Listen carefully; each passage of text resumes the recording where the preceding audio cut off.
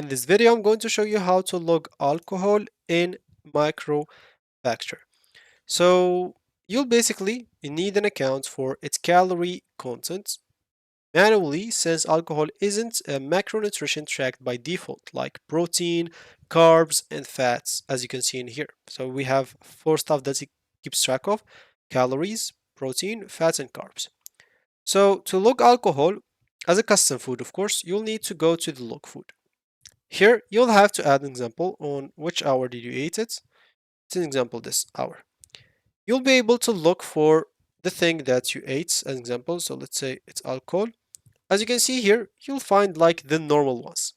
So like the beer, low alcohol, higher alcohol stuff. But as you can see, I would not advise you to do that. I would advise you to add you or your by your own. So you'll have to go and read the alcohol that you ate and simply add its energy. So, for example, maybe it has 200 kilocalories. Protein is zero point 0.1. As example, let's say fat is, I don't know, 5 gram. Carbs, let's just say 0.9. Alcohol, how much gram was in the bottle? For example, just say it's 500, and here you'll have to enter the name of it, whatever the name of that. It's so you can keep using it as an example in the future. So you can go and click on quick add, and as you can see, it will be added right away.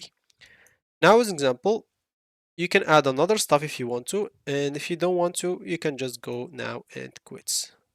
Oh, I don't want it to be cleared as example, so you can just go and click on log food, and as you can see, it will be added. So how does you log alcohol in MacroFactor? So that should be it for me in this video. Thank you for watching, and goodbye.